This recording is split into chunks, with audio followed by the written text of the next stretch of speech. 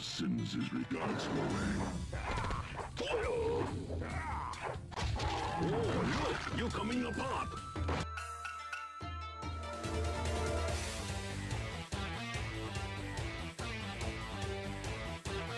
Hey guys and girls, you alright? How are you doing? I'm Al from Games Rare, and now I open today with a bit of a different game.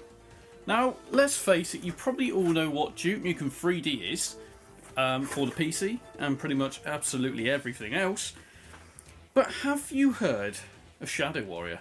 Now, you've probably heard of the Xbox One, PC, PS4 Shadow Warrior.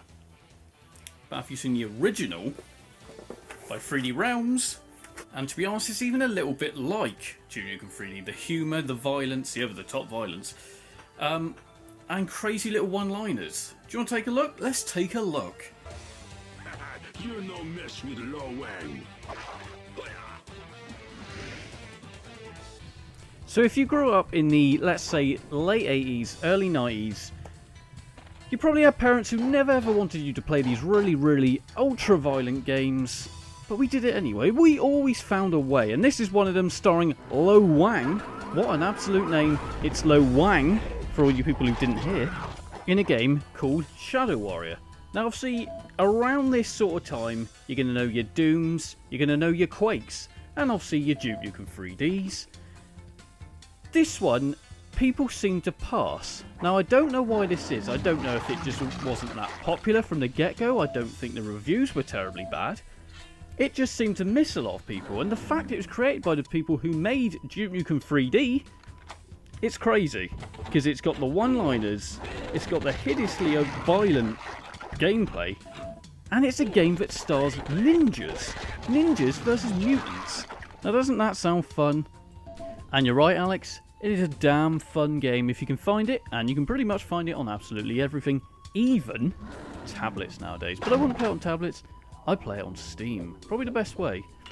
Anyway, so what is the game? You are Lo Wang, as I said, and you are a bodyguard for an organisation called Zilla Enterprises. And basically they control everything. A little bit like Apple. Let's put it this way, a bit like Apple for those sort of times.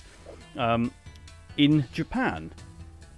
But, as always, there's an evil guy who is at the top. He's the president of Zilla Enterprises, who's a little bit corrupt. And basically what he's trying to do is gather creatures from the dark side, aka the mutants, and use them for his own bidding, to take on absolutely everything and kill everyone. Now isn't he a nice guy?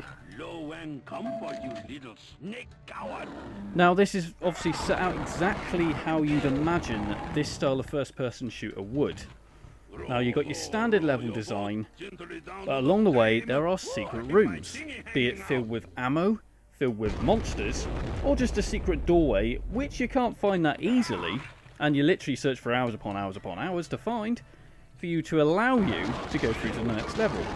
Yeah, it's just like that. It's exactly what you expect from this sort of era first-person shooter.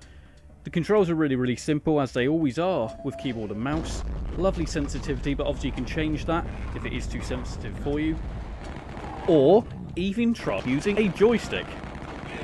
No, probably not the best idea I've ever had. I'd say don't use a joystick, use good old-fashioned keyboard and mouse, because you really cannot beat that. I mean, let's face it, when you're playing first-person shooters nowadays, and you're using a controller, it's okay. Don't get me wrong, it's not too bad. But good old-fashioned keyboard and mouse, yeah, it's just the way it's got to be. Anyway, I would advise you guys to go and find this before you go and play the newer version, or before the second one even gets released. The second new one bit is happening. Because you can find this cheap, and I think you can even find this for free. I've been Al from Games Rare. Hope you've liked this. Like and subscribe!